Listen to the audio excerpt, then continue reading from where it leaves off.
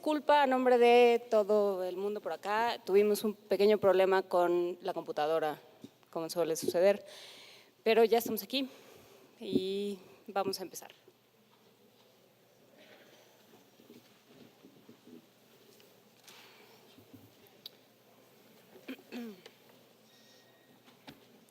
Yo soy Juana Inés de Esa, soy lectora y escritora y pues, me pidió Conaculta que más o menos les contara un poco de qué va a ir este asunto. Debe de ser porque soy una lectora mexicana, pero la primera imagen que se me viene a la mente cuando escucho el binomio Roald Dahl-familia es el retrato que hace el escritor de la familia de Charlie en Charlie y la fábrica de chocolates. Y es que es profundamente mexicana. Probablemente Dahl no lo sabía, ni Donald Sturrock lo sabe, pero la familia promedio en México está conformada por una madre, un padre, a veces, 2 tías, 3 abuelos, 4 hijos, un sobrino que vino de vacaciones y terminó quedándose para siempre, y un perico, y un perro que a fuerza de recibir las obras de la mesa familiar ya se convirtió en la mascota y en parte del paisaje. Bueno, no tanto así, pero algo muy parecido es la casa familiar de Charlie, que está contada al principio del segundo capítulo de Charlie y la fábrica de chocolate, donde todos viven, no sé si se acuerdan, todos los abuelos viven metidos en una cama esperando que llegue Charlie a contarles qué pasó en el día. Entonces, bueno, pues es la imagen en la que yo pienso cuando pienso Roald Dahl y familia, ¿no? Así pues, con esta imagen de la familia pobre pero unida y feliz, de los mayores que reviven su juventud a través de las hazañas y el entusiasmo del miembro más joven de su tribu, creo que podemos hoy arrancar una conversación no sobre familias mexicanas, sino sobre las familias que trazó Roald Dahl y lo que de ellas nos resulta cercano y, claro, familiar. A nombre de FILIG, del Consejo Nacional para la Cultura y las Artes y de todos los lectores entusiastas de Roald Dahl, le agradezco a Donald Sturrock que esté hoy aquí para platicar con nosotros. Donald nació en Inglaterra, estudió en la Universidad de Oxford y posteriormente trabajó en el área de música y arte de la cadena de televisión BBC, como escritor, productor y director. Durante este periodo, en 1985, conoció y se amistó con Roald Dahl, escritor que contaba entre sus hazañas nada más la de haber construido una literatura para niños y jóvenes irreverente, con sus propios valores y sus propios parámetros, como lo demuestran títulos como Gremlins, del 43, James y el durazno gigante, del 61, Charlie y la fábrica de chocolates, del 64, o Matilda, de 1988. Muchas gracias, Donald, por venir a platicar con nosotros. Bienvenido.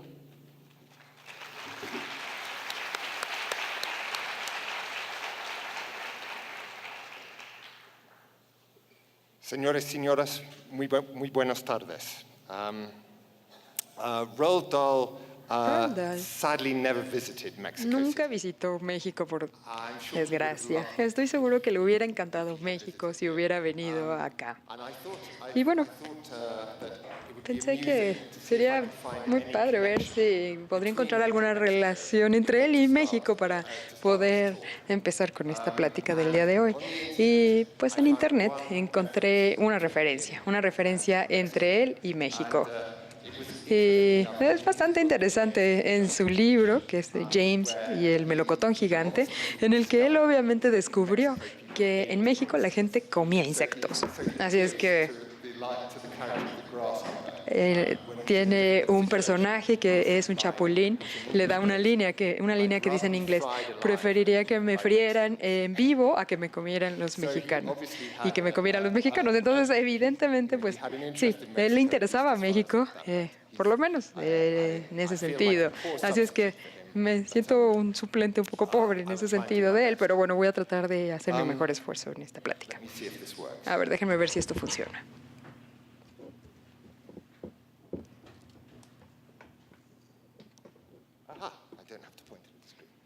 Muy bien.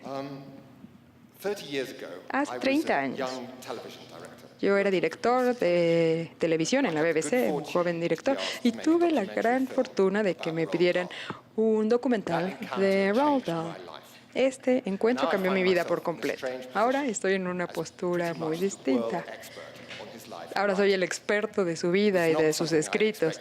No es algo que yo me esperaba que sucediera hace 30 años, pero bueno, es algo que ahora celebro. Para Roald Dahl, él es conocido como uno de los narradores de cuentos más famosos de todos los tiempos, de los escritores. Y su popularidad sigue creciendo en el mundo. Sus libros se venden 4 millones en el Reino Unido el año pasado, se vendieron y se han traducido a cerca de 50 idiomas. Las ventas representan 120 millones aproximadamente. La capacidad de Roald Dahl de conectarse con los niños asegura que sus libros se busquen. Lo buscan los directores de cine como Tim Burton, Danny DeVito, Nicholas Roeg, Wes Anderson y Alfonso Cuarón también buscan sus libros. Y sin duda, Tim Burton, la película de Charlie y la fábrica de chocolate se ha vuelto una de las películas más exitosas de todos los tiempos. Y bueno, las estadísticas indican, son estadísticas nada más. Él tenía una gran habilidad de inspirar y de entretener a los niños. Y para muchos niños creo que sus libros son el sinónimo de lectura. ¿Y quién era Roald Dahl? Bueno, pues como un hombre, creo que ahí pueden ver, él era alto. Tenía ideas muy fuertes, se aburría muy fácilmente, le interesaba mucho la gente y se conectaba también con la gente. Se conectaba mejor con los niños. Y lo mejor, con los niños que tenían menos de 13 años. Después, creo que ya se le volvían muy complejos los niños y ya no le gustaba tanta complejidad en la gente. Le gustaba a la gente que tenía imaginaciones fuertes y creativos. Le gustaba la magia, la fantasía, la invención. Le gustaba lo grotesco también. Como hombre también, él era un entretenedor, un contador de cuentos y un humorista también. Y sus libros reflejan toda esta personalidad de él.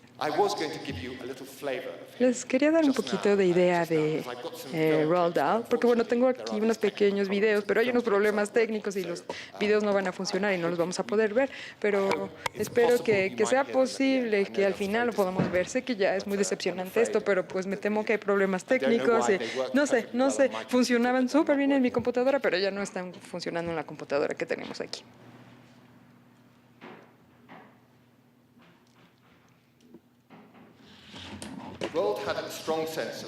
Él tenía un sentido muy claro de lo que hacía a los niños reír, pero tenía muchas contradicciones y paradojas. Le gustaba escribir también, pero le gustaba estar también en el ojo público. Él se describía a sí mismo como un hombre de familia que vivía en un pequeño pueblo. Él estuvo casado con una actriz que ganó un Oscar y estuvo rodeado de políticos, espías, y él apostaba. Él tenía un buen ojo para el arte también y para las artesanías. Le gustaban las cosas buenas de la vida. Y también era un hombre muy sencillo, que le prefería el campo inglés en lugar de vivir en la ciudad. Él tenía su sembradío de plantas, de frutas, tenía también animales y tenía perros.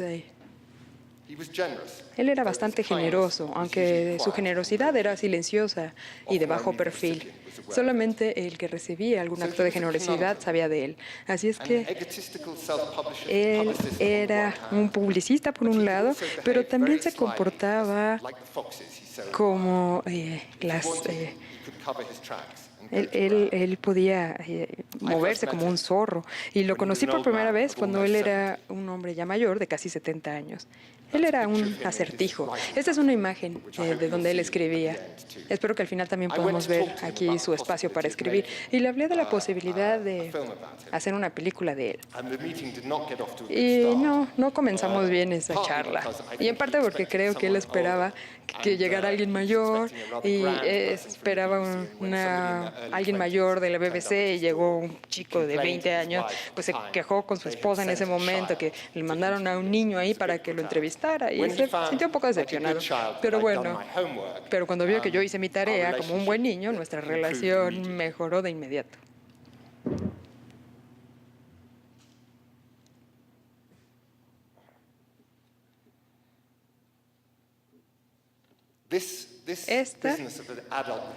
Esta es el negocio de un adulto con un niño. Esto es Luke, él es su nieto.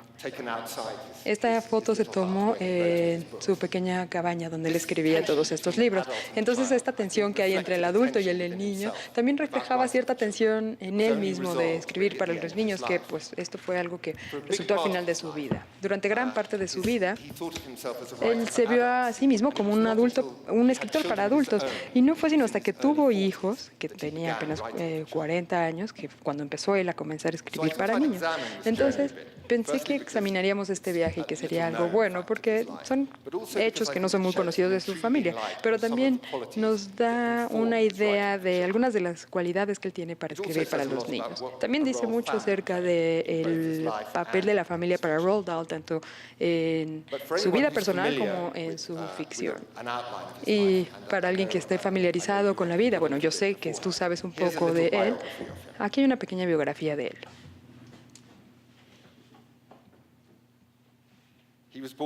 Nació en Cardiff, en Gales, en 1916, hijo de 2 inmigrantes noruegos. Su padre, Harald Dahl, él quería ser un pintor y fue a París para volverse pintor, dejó Noruega y bueno, falló, fracasó, no se volvió pintor, se fue a Gales y ahí se volvió un hombre de negocios muy popular. Su primera esposa se murió al dar a luz y después se volvió a casar con Sofía Magdalena Hasselberg, que es la madre de Roald Dahl. Esta es una imagen de él en el jardín con su madre, ahí en Gales. Aquí sus hermanos, Roald, tuvieron una vida idílica en una casa muy grande en el campo. Sí, muy bien. Esta casa gigante que tiene mucho campo alrededor, pues están de acuerdo conmigo que es una casa muy grande para vivir, ¿no? Y todos los niños desarrollaron un amor por la naturaleza que duró por el resto de sus vidas.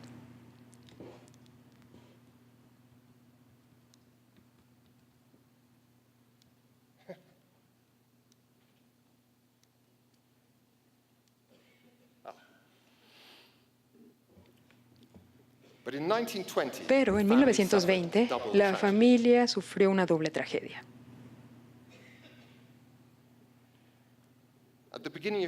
Al inicio de febrero, Astrid, la hermana más grande de Dahl, despertaron en medio de la noche con un dolor de la panza. Llegó un doctor y les diagnosticó apendicitis. El doctor la operó en su casa, pero pues ya era muy tarde. El apéndice ya había explotado. Y una semana después ella murió. Tenía 7 años de edad, la hermana. El padre de Roald Dahl nunca se recuperó de esto. Astrid era la favorita de mi padre, escribió un día Dahl. Y quedó dolor en su alma que lo dejó sin poder hablar. Tuvo tanto dolor que cuando tuvo neumonía un mes después de esto, a él no le importaba tanto si vivía o no. Y bueno, escribió estas palabras Roald Dahl. Él sabía cómo se sentía su padre. Sentía cierta simetría con esto, porque 40 años también, él también perdió a su hija mayor, a Olivia, cuando también tenía 7 años de edad. Mi padre rehusaba a luchar por su vida. Y estoy seguro que pensaba de su hija y que quería estar con ella en el cielo. Así es que se murió. Murió el padre a los 57 años de edad. Como niño, él tomó la muerte de su hermana con mucha ecuanimidad. Él tenía pues solamente 3 años en ese momento, pero como un hombre, 40 años después, al perder a su propia hija, pues fue algo muy distinto. Voy a hablar de esto más adelante.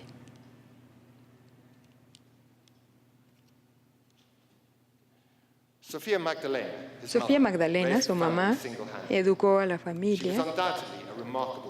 Una mujer destacable, independiente, valiente, necia, muy excéntrica y muy determinada. una sobreviviente que pudo enfrentarse a cualquier dificultad o cualquier desastre de la vida con ecuanimidad. El adjetivo era brave. Admiraba su dureza, su espíritu y su actitud con los hijos. Esta descripción de ella guió a los 7 hijos, los llevó en las montañas, en los mares de Noruega, y esto era una actitud que hacían. Esto es cuando la mamá disfrutaba mucho más de estar con sus hijos, un comportamiento que a muchos padres les parece muy extremo e irresponsable. Y hay veces que de verdad que las olas eran tan grandes que nosotros al caer todo el mundo desaparecía.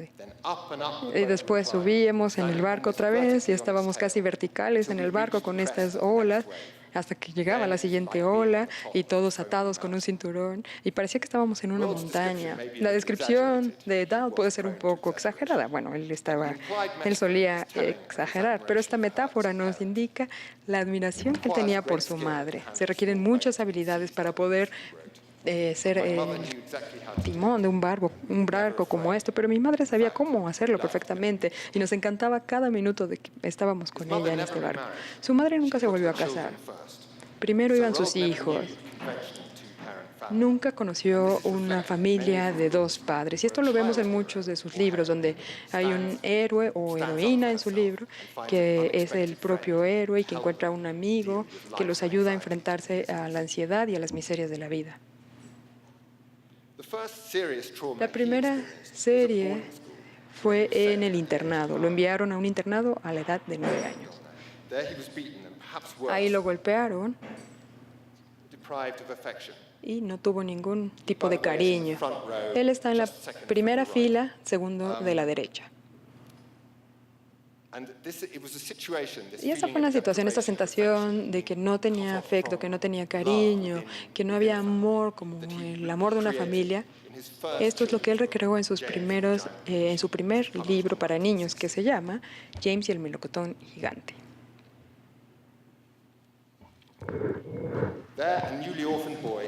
Aquí envían un niño a vivir con sus tías. Desde esta primera vez que apareció aquí, se veía que ellas eran villanas. Era muy evidente que eran las villanas de la literatura de los niños. Crueles, flojas, violentas, grotescas.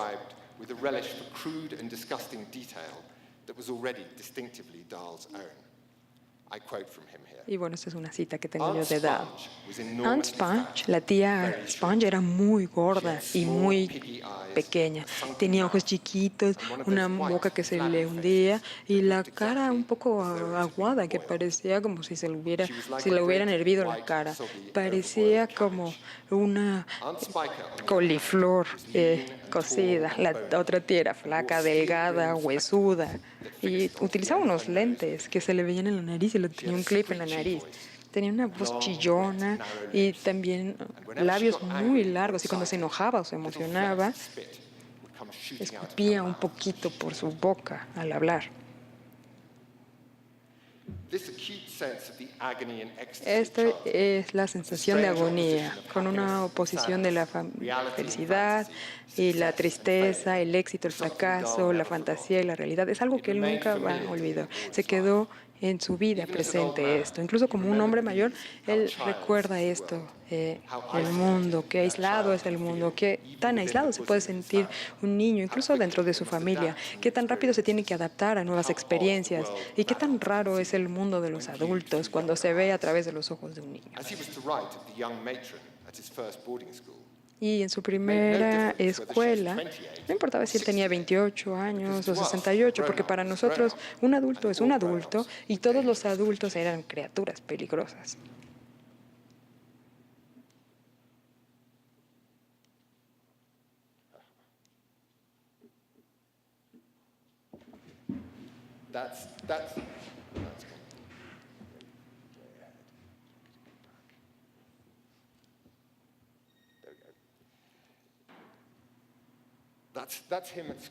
Ese es él en la escuela, con un amigo de la escuela.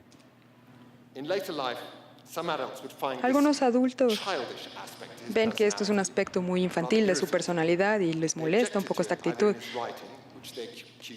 Lo acusan en sus escritos por vulgar, quizás, o cuando también lo veían en la vida personal, cuando veían esta actitud tan infantil de parte de él. Pero bueno, lo que salió de esto fue un sentido de lo importante de la vida, este disfrute, este negocio, este asombro de estar vivo. Esto fue esencial para su vida y esta es la parte clave de todos sus escritos, de todos sus libros, es tanto para adultos como para niños. Y esto podría resultar en algo grotesco y repulsivo, que se veía muy evidentemente, pero también tierno, también oscuro y misterioso a la vez. Se podía expresar en una prosa muy sencilla que a veces también caía en lo poético, también la perspectiva de los niños siempre estaba ahí y siempre muy poderosa también.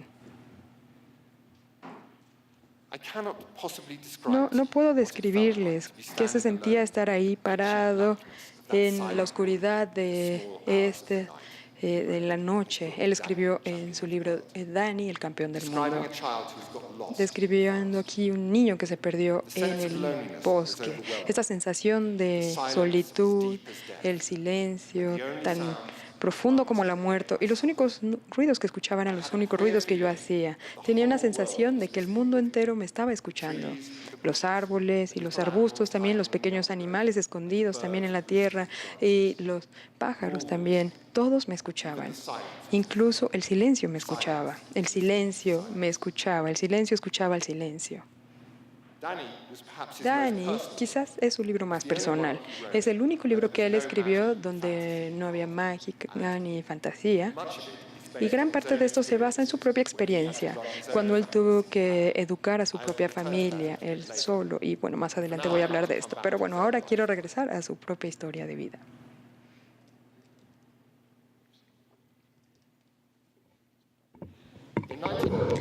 En 1934, él tenía 17 años, fue a una experiencia de caminata en una zona que no estaba explorada.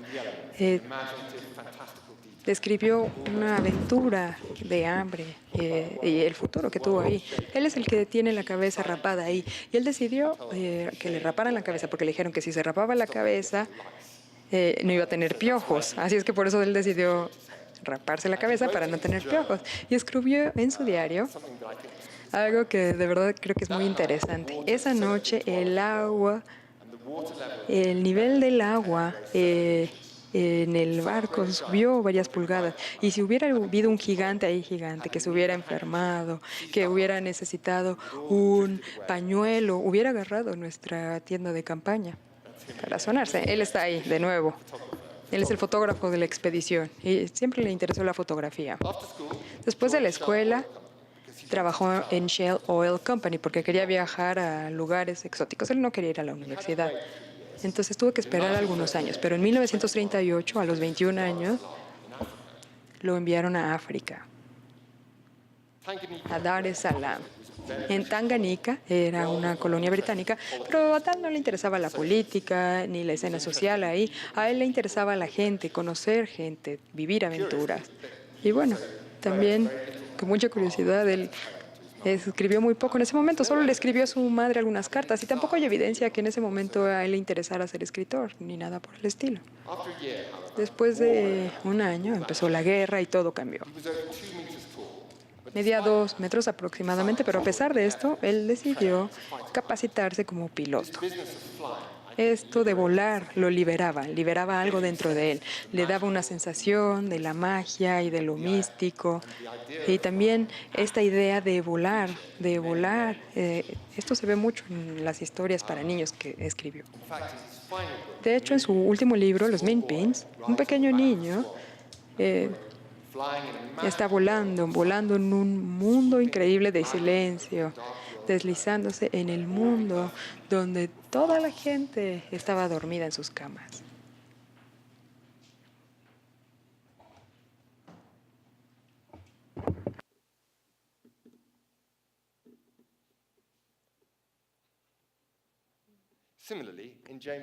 Y bueno, también James y el melocotón gigante, él está en la noche en la superficie de esta fruta gigantesca y vuela por todo el océano Atlántico, ve los cielos y tiene una sensación igual de asombro al estar volando.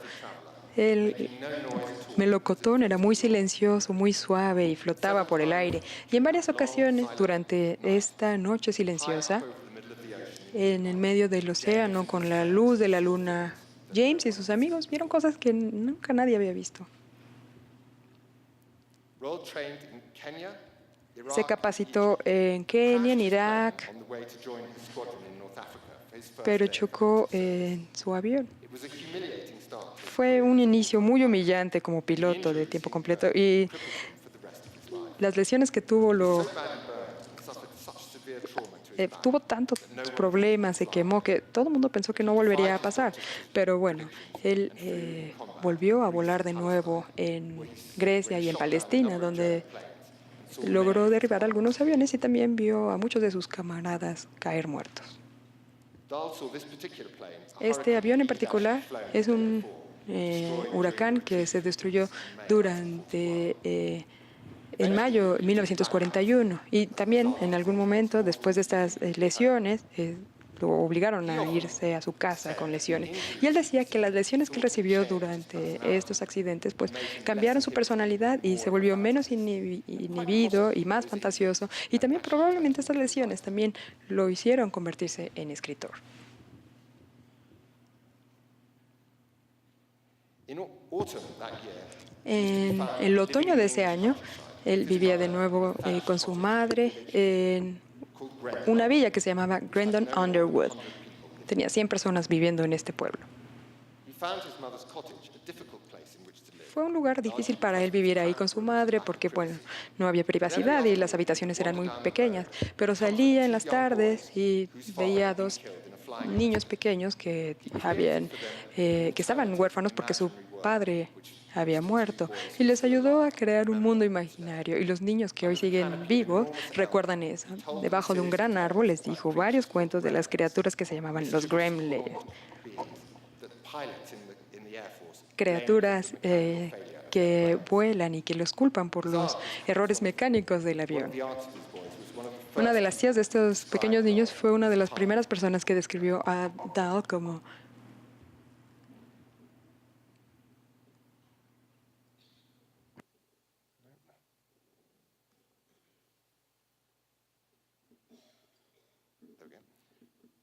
Then, as a result of the Después, como resultado de esta reunión, lo enviaron a Washington para trabajar en la Embajada de Inglaterra. Y bueno, su trabajo involucró tener contacto con la prensa y con los medios. Así es que pues conoció a Ernest Hemingway, que era uno de sus héroes literarios, y también a C.S. Forester, que escribió El Hombre. Forrester came to interview Dahl Forester about his entrevistó a Dahl de estas experiencias de vuelo y salieron a comer. Y bueno, comían en una mesa muy pequeña y estaban comiendo mucho, pues era muy difícil para Forrester poder tomar nota. Así es que él le ofreció escribir una descripción de ese accidente que tuvo. Y bueno, esa tarde escribió esta aventura, se la envió a Forrester y era tan buena la descripción que sugirió que la publicaran tal cual la había escrito Roald Dahl. Pero un detalle crucial en la historia fue cambiado. En esta nueva versión de los eventos, en vez de que chocara su avión, los enemigos lo atacaban. Su artículo se llama Shut Down Over Libya. Fue un artículo muy exitoso y liberó una gran energía para después escribir historias a partir de esto. Una historia en particular lo obsesionó y fue la idea de poder hacer algo más con los gremlins, con estos gremlins que ya había platicado con estos niños. Se llamó Gremlin Law, la ley de Gremlin. Eran estas pequeñas criaturas muy simpáticas que vivían en un bosque muy al norte y luego hasta que llegaban los seres humanos, que eran monstruos horrorosos, muy grandotes, empezaron a tirar su bosque y a construir fábricas. Y los gremlins se querían vengar y causaron muchos accidentes de estos pequeños gremlins en las fábricas. Cuando terminó Dahl el primer borrador de su libro, se lo mandó a sus jefes para que lo aprobaran y se lo enviaron a Walt Disney. Y Disney ahí lo pueden ver en la izquierda, él creía que esta historia tenía grandes posibilidades también. Y bueno, desgraciadamente la película nunca se hizo, pero Gremlin ayudó a que se produjera esto y bueno, hicieron estos productos, estos animalitos también.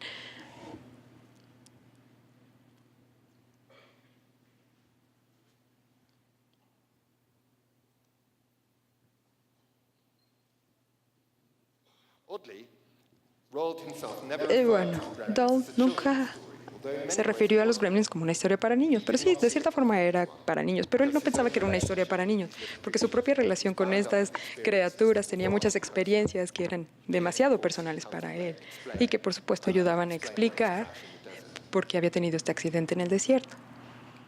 Returning home at the end of the war, Y bueno, regresar a casa después de la guerra, después de la primera bomba atómica, esto lo impresionó mucho y pensó en escribir una sátira, una novela de la destrucción del mundo. Y Armangus también, who's killed when the Third World War breaks out. y este personaje fue asesinado después de la Tercera Guerra Mundial. Esta no se publicó, But it was not a success. pero no fue tan exitosa. En el Reino Unido se publicó, pero no fue tan exitosa. Esta es una imagen de la primera edición. Dahl no se sintió decepcionado y bueno, ahora utilizó la escritura para su forma de volar y él pensó que la siguiente sería una visión, una película que se llamaría 50.000 pieles de rana, que bueno, esto significa que es un slang para dinero, para referirse al dinero, pero a los editores no les gustó y hubo mucho rechazo de esta historia, así es que huyó, tomó un avión al Líbano y de Beirut le escribió una nota a su editor y le dijo: Dear, querida Anne, recibí tu noticia, no he leído tu carta, no tengo ganas de leerlo. Quizás me esté siguiendo, pero no creo que jamás va a llegar conmigo porque voy yo demasiado rápido y me muevo muy rápido.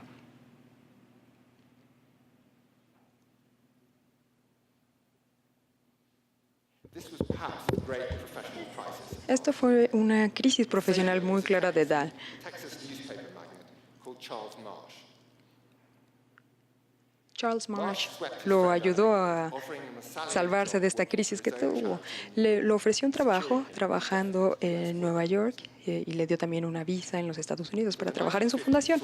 Entonces, en los 50, Roald Dahl regresó a Europa, escribió historias que eran listas, muy brillantes, pero también que estaban enfocadas para los adultos. En Nueva York también conoció a su esposa, la actriz Patricia Neal. That's them on honeymoon. Ahí están ellos en su luna de miel en Roma. También descubrió una gran admiración por Alfred Knopf, un editor. Él vio las historias de Dahl y leyó esta historia a su esposa en Blanche. La leyeron en voz alta en cama y también pensaron que esta historia era una historia ganadora.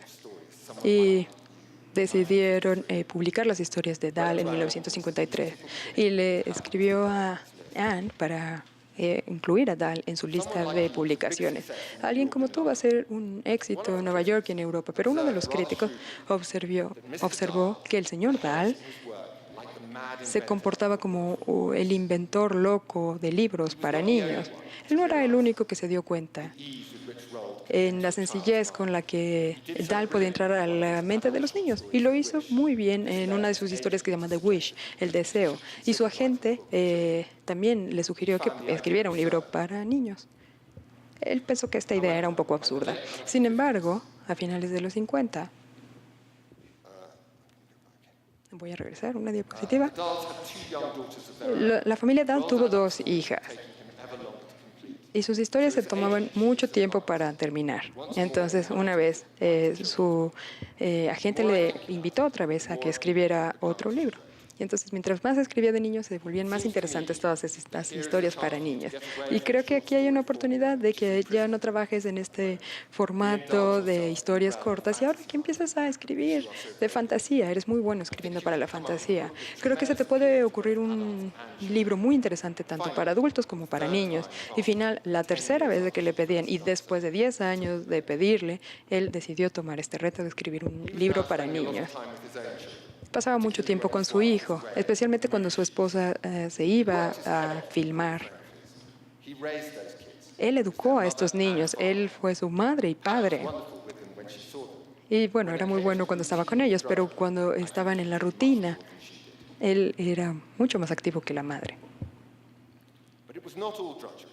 Roald had begun to concoct narratives Roald of his own. empezó a contarles historias para ellos. En sus libros ideales, cuadernos en los que tenía fragmentos de información, observaciones, que a lo mejor podrían ser material para escribir alguna historia, y escribió todos sus pensamientos.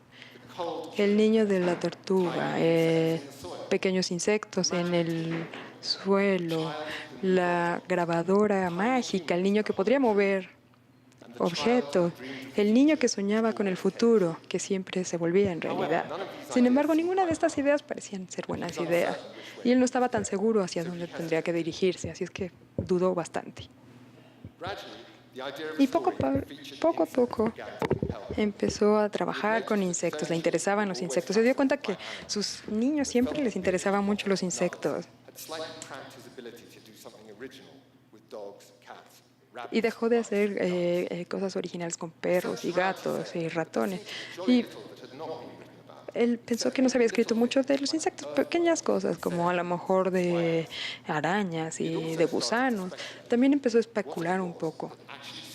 ¿Qué es lo que...? ¿Por qué ya no crecen las frutas en los árboles? Esto es un pensamiento que siempre lo intrigó. ¿Por qué? ¿Por qué ya no crece más una manzana en un árbol? Si, por ejemplo, pones algo ahí abajo, ¿va a seguir creciendo una manzana?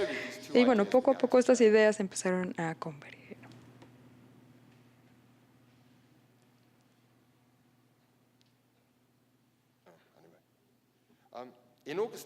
En agosto de 1985, la familia se fue de vacaciones a Noruega, y ahí comenzó la historia que se llamó James y el melocotón gigante. Y bueno, espero que... Ay, creo que no funciona esto, pero a ver, déjenme ver si funciona. Este es el pequeño video que espero que vean más tarde. Pero bueno, cuando regresó Dahl a Inglaterra, James y el melocotón gigante ya estaba en su segunda revisión. Se lo mostró a su agente, que respondió con mucho entusiasmo y le dijo que era muy honesto, muy verdadero, y le dijo: creo que has hecho lo increíble, ya cruzaste esta frontera entre la literatura infantil y la juvenil. Y a partir de ahí continuó trabajando en ese territorio y se volvió más seguro. En los 60, varias tragedias familiares también se reflejan en su trabajo. Su hijo de 6 meses, Theo, tuvo una lesión en la cabeza. Se chocaron con un taxi en Nueva York en 1960. 2 años después, su hija más grande, Olivia, que solamente tenía 7 años, murió también por complicaciones. Y 3 años también, su esposa Neil, que tenía 40 y tantos, tuvo un infarto. Y todos estos recursos los tuvo que utilizar para mantenerse a sí mismo. No pudo salvar a su hija, pero con su hijo ayudó a inventar una nueva válvula para poder sacar agua de su cerebro. Y con Pat también pudo trabajar en una forma de terapia para los infartos también. Sus libros seguían siendo fantásticos y reflexionaban esta sensación de Roald como el salvador de la familia. James y el melocotón gigante, Charlie y la fábrica de chocolate, estos eran sus 2 libros. Y hay niños que son los protagonistas, que no están con sus padres. James, porque era huérfano, y Charlie, porque entra a la fábrica de chocolate con su abuelo y no con sus padres. Y los siguientes libros de Roald fueron los más personales de su creación.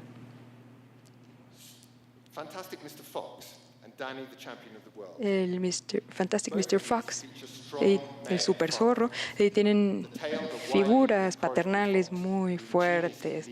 El zorro que lleva a su familia, que tiene hambre, los saca del peligro de los granjeros. Y es como una alegoría de la historia reciente de Roald Dahl.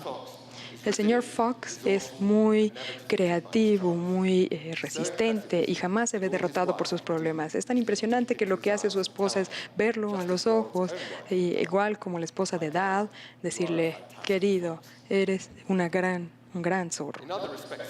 Y bueno, también sus personajes también tienen muchas de sus cualidades creativas. La mentalidad también. En el borrador inicial del libro, el señor Fox tiene una victoria con sus adversarios y se mete en un robo y cava un túnel para un supermercado para que su familia pueda comer lo que quiera. A los editores no les gustó mucho esta versión de la historia porque, bueno, sugería el robo y, bueno, cambiaron esta sección, pero hay algo interesante, una correspondencia interesante donde él define su versión inicial donde dice, bueno, ¿qué harían ustedes para defender y para proteger a sus familias? ¿Qué padre no entraría a un supermercado a robar si sus hijos tuvieran hambre? Ese fue un argumento en algunas cartas que tuvo. Y esto nos muestra cómo se identificaba con sus personajes. Pero con su siguiente libro, Danny, el campeón del mundo, esta es su historia más autobiográfica. Es un libro directo, es una historia entre la relación de un niño de 9 años y su padre soltero que lo está educando. Y lo educa de una forma con la que Dahl se identifica por completo. También es el mejor amigo, el padre y el niño son los mejores amigos. Dahl prefiere a sus héroes infantiles. Un gigante excéntrico, el dueño excéntrico de una fábrica de chocolate, los insectos gigantes, el maestro de la escuela, o un abuelo fumador. Pero el abuelo de Danny es un hombre y él lo describió como uno de sus libros más personales y es muy sensible, fue muy sensible al respecto. El padre de Danny vuela papalotes, inventa globos que vuelan en la noche y sonríe con los ojos. No le molestan los códigos y las convenciones, normal, y también él está listo para romper la ley si parece ser una ley absurda o injusta. También Roald Dahl le enseñó a su hija a manejar un automóvil en el árbol que estaba por su casa. Y ese año también descubrió que ya había estado manejando su automóvil por todo el campo para visitar a sus amigos. El padre de Danny también toleró que manejara este automóvil mientras se reparaban cuando estaban en el garage. Y Dahl, aquí tengo una cita también, no era un hombre educado, pero Danny le dice a sus lectores que su padre es un gran contador de historias. Y bueno, no es difícil imaginar refugiándose de su vida familiar en este mundo ideal donde hay héroes, villanos y aventuras nocturnas en el campo. Pero dentro de Danny, que es algo que optimistamente dedicó a su familia, hay un tipo de disculpa para sus propios hijos, para Lucy, de la ruptura de su matrimonio. Los paralelos son muy claros en esta historia. La madre de Danny muere cuando tiene 4 meses y deja a su padre solo para que lo eduque. Él lo alimenta, lo cuida, le cambia los pañales. No es una tarea sencilla para un hombre, dice Dahl, especialmente cuando también tiene otros 2 hijos. Danny sabe que su padre lo adora y que haría cualquier cosa por él, pero también sabe que hay cosas de su papá que no entiende.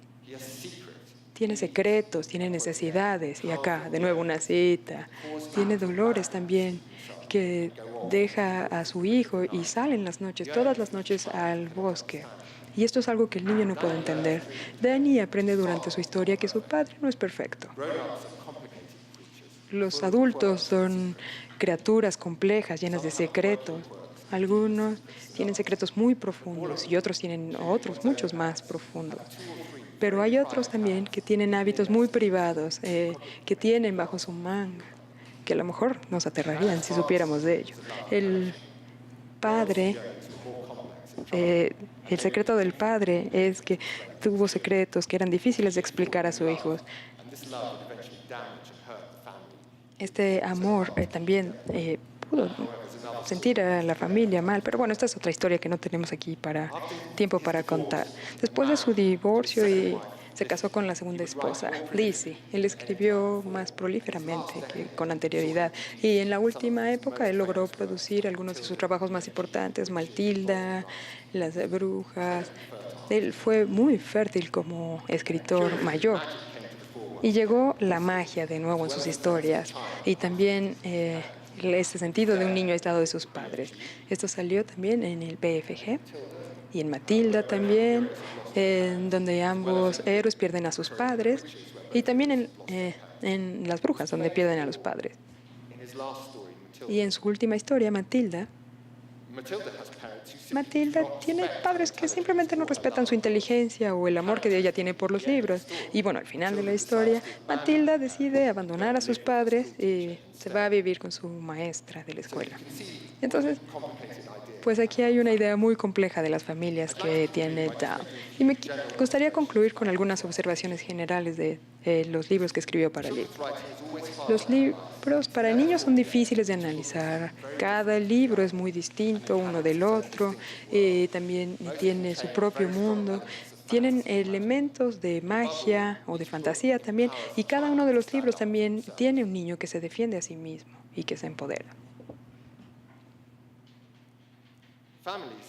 Las familias en el mundo de Dahl eran vitales. Él le debe todo a sus madres.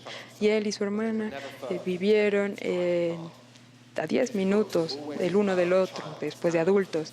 Y siempre en sus árboles, en sus libros, los niños se defienden a sí mismos. Es una guía para los niños para que aprendan a sobrevivir la vida ellos solos. Dahl una vez me dijo que él estaba muy orgulloso de que nunca perdió el niño que tenía dentro de sí. Él era muy seguro, estaba muy seguro que veía el mundo como lo veía un niño de 6 o de 7 años, y así lo veía. Y como un hombre mayor se describía él mismo como un niño geriátrico, y se veía él mismo como un embajador para los niños en el mundo de adultos que no piensan y que son poco imaginativos. Esta sensación de escribir para los niños, concluyo con esta cita porque nos muestra lo que significaba para él escribir para niños. A veces me da una sensación muy sentida que mis libros son cerca de 6 millas y que la mano que está escribiendo con este libro llega a todo el mundo, a casas muy lejanas y a salones de clases donde hay niños y van a la escuela. Esto es el mayor terror que él podría tener. Muchas gracias. Thank you very much. Muchas gracias, Dahl. Now, it's just possible if the technical fault's been sorted out that you might get Sí, this bueno, a lo mejor ya resolvieron estos problemas técnicos. A lo mejor podemos ver los videos, pero no sé cómo vamos con estos problemas técnicos. ¿Se podrán ver los videos? A ver, Karen, ¿se puede? Is this working? Yes. ¿Está funcionando este micrófono? Pero en Sí. español, Well, in Spanish. Donald nos había traído unos videos maravillosos que no logramos bajar. We couldn't get them downloaded on time. Vamos a encontrar la manera de hacer llegar estos maravillosos videos a todos ustedes, porque tenemos muchas maneras de comunicarnos hoy en día para poder dar seguimiento, ver en vivo o grabado este maravilloso autor. A mí me importa que ustedes puedan aprovechar la presencia de Donald para cualquier pregunta sobre su conocimiento, su contacto con el escritor que ha inspirado tantos otros autores, tantos lectores. Adelante. Tenemos unos 10 minutos para preguntas. Muchas gracias.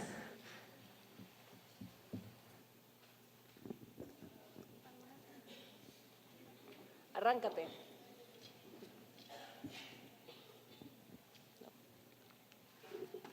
These people. I can hear you very well, yes. ¿Roald Dahl tenía alguna manera de explicar la muerte en la literatura hacia los mismos niños? That's a Ah, very... esa es una pregunta muy interesante. Yo creo, no sé, no estoy seguro. Él no abordaba esto de forma convencional. Era un hombre un poco sentimental. Creo que esto se ve en muchos de sus libros.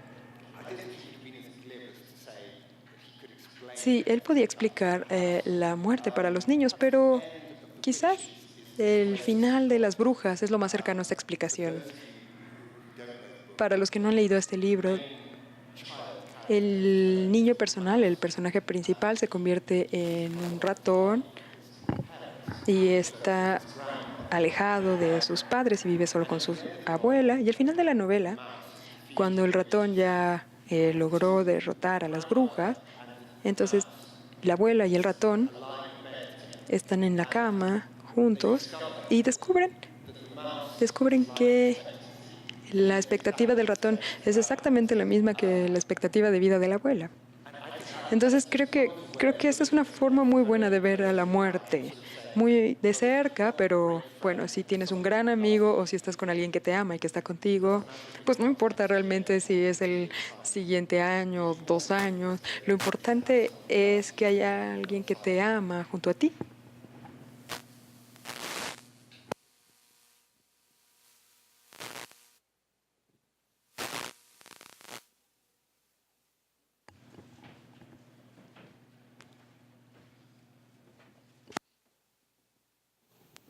¿Qué tal? Buenas tardes. Buenas tardes. Quisiera preguntarte con referente si él tenía alguna manía para escribir, cómo le llegaba la inspiración. Tú que tuviste comunicación con él, ¿qué viste en él como persona, como escritor? Platícanos un poco sobre él en ese sentido, en el sentido personal. I think Creo que si él estuviera aquí, probablemente primero que nada diría que un buen escritor es un artesano y la escritura tiene que ver con trabajo arduo y pensar y concentrarse y pensar en la historia, cómo va a ser la historia antes de comenzar. Y bueno, me interesó mucho que este sitio en el donde escribió todas sus historias para niños estaba en un sitio bastante idílico.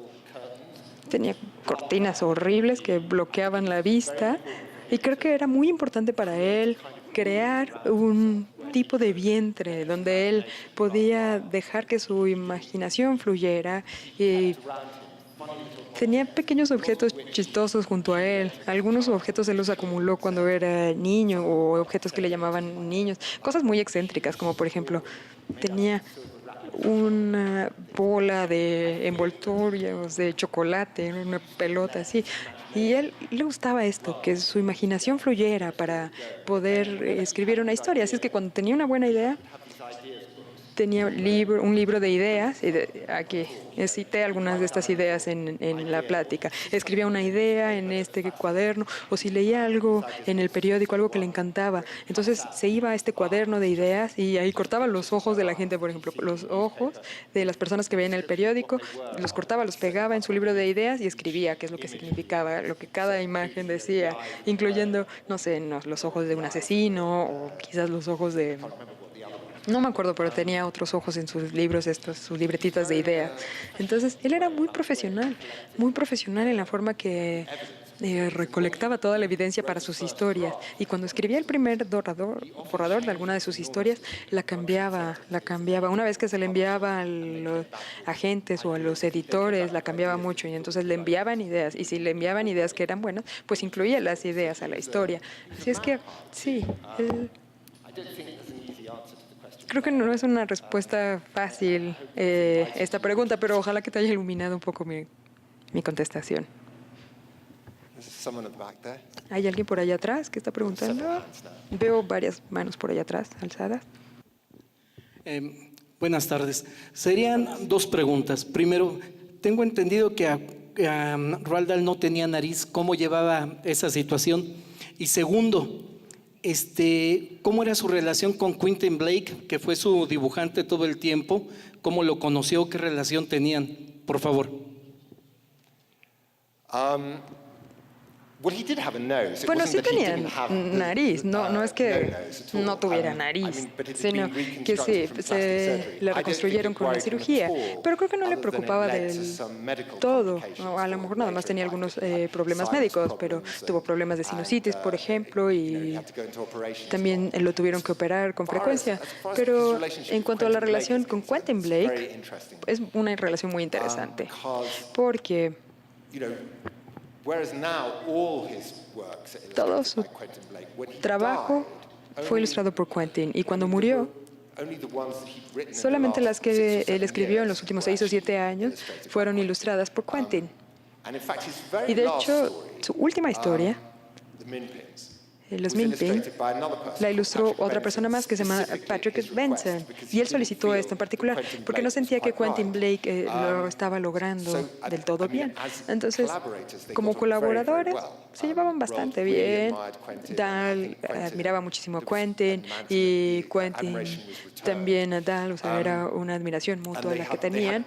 Y también tenían correspondencia bastante interesante acerca de los personajes y cómo tendrían que dibujarse. Y una vez que Quentin cuesta una historia, también hablaba de los BFGs y él creo que Dahl no cree que el BFG está perfectamente bien como lo tuvo Quentin. Entonces, él tenía unos pies gigantes y le mandó unas sandalias gigantescas de Noruega con una nota que decía: creo que el BFG utilizaría una sandalia como esta. ¿Por qué no intentas que utilice un zapato como esto? Esto era el tipo de relación tan fácil que tenían entre ellos. Pero las ilustraciones eran muy importantes para él. Y sí, él sabía que una historia necesitaba más de otra historia. Y yo siento que el vínculo que tenían era demasiado. Quizás era muy detallado, pero al inicio las historias que ilustró como James y El melocotón gigante y Charlie y la fábrica de chocolate no son tan buenas y tampoco se relacionan tanto con el material original porque se hicieron después de que falleció. Pero bueno, esto es un tema más bien de los editores. A los editores les gusta que todo se vea igual y que todo se vea homogéneo. Entonces esta es la razón por la que hay este vínculo. Pero no hay duda que tenían una relación muy, muy cercana. Hola. Hello. Atrás. Yes, hello. Gracias. Mi pregunta es porque he encontrado varios libros de Roald en listas de censura. En algunas ciudades, en algunos tiempos, decidieron que los libros de Roald no eran buenos libros para los niños. Me gustaría saber qué opinaba Roald, si tú sabes cómo tomaba él esa censura. Gracias. Bueno, bueno, este tema de las reacciones de Dahl a la crítica a sus libros es algo interesante. Y bueno, como les dije, la gente había buenas sugerencias, entonces él aceptaba las sugerencias fácilmente, pero él se veía a sí mismo como alguien que escribió estas historias de la perspectiva de un niño. Y mucho de las críticas que recibía de los adultos estaban equivocadas porque él no veía en el mundo como lo veían los niños. Y él sabía que él tenía la razón. Así es que, sí, él estaba muy en oposición a esto. Por ejemplo, las historias del señor Mr. Fox son muy interesantes. Esta que les dije que no me importa si robar es algo malo para la sociedad. En este momento en específico, pues es totalmente justificado que él vaya a robar. Entonces, al final sí hizo este robo a unos granjeros que eran un poco malos y no un supermercado, pero bueno, tenía esta dimensión. Pero sí, hubo también en la primera edición de Charlie y la fábrica de chocolate, uno de los Oompa-Loompas los describen como Oompa-Loompas que vienen de África. Escribe como un inglés de su época. Lo que él veía era una luz de estos pigmeos de África rescatados por Willy Wonka, y cuando le señalaron que la gente negra, y especialmente la gente negra de los Estados Unidos, se podría ofender por esto y que se podrían ver a ellos mismos como estos pequeños pigmeos negros de la historia, entonces cambió su forma de pensar. Pero él pensó que era injusto, porque los adultos no habían visto que él estaba tratando de decir eso, pero no logró decirlo. Entonces, bueno, me intrigó un poco cuando estaba escribiendo la biografía, que en el primer borrador del libro, Charlie se supone que era negro. Entonces, I think I can only go back to saying that he was Lo que puedo decir es que sí, super confident él era about the fact estaba muy seguro de este hecho, de que él veía el mundo como lo hacen los niños y no la forma tan complicada de los adultos. the librarians Así es que sometimes los accused him of being bibliotecarios lo acusaban misogynistic, de ser saying that misógino he wrote y decían horrible que female escribía characters. personajes He horribles responded, I think, femeninos y él quite rightly by saying, respondía well, bien. Él some of his decía, female bueno, algunos de sus characters are very personajes warm, femeninos like son muy grandmother in cálidos, como la Witches, or abuela en like Las Miss Honey in Brujas o Matilda. como la señora I Honey think en Matilda, pero he was very suspicious sí, of professional adults él involved in dudaba children's mucho de literature. los He thought they often adultos had the profesionales. wrong Él ideas pensaba que siempre and tenían got las things ideas wrong, and that he equivocadas knew y que no best entendía what nada y que él children sabía liked, mejor qué and era that lo there que was los niños les absolutely gustaba y lo que los niños malice querían in y que no había anything he ninguna did. malicia en lo que él hacía. So, do we have time for anyone else? I think we're done. Yeah. Muchas gracias. Muchísimas gracias, Donald Stern. Muchas gracias. Ahí había un...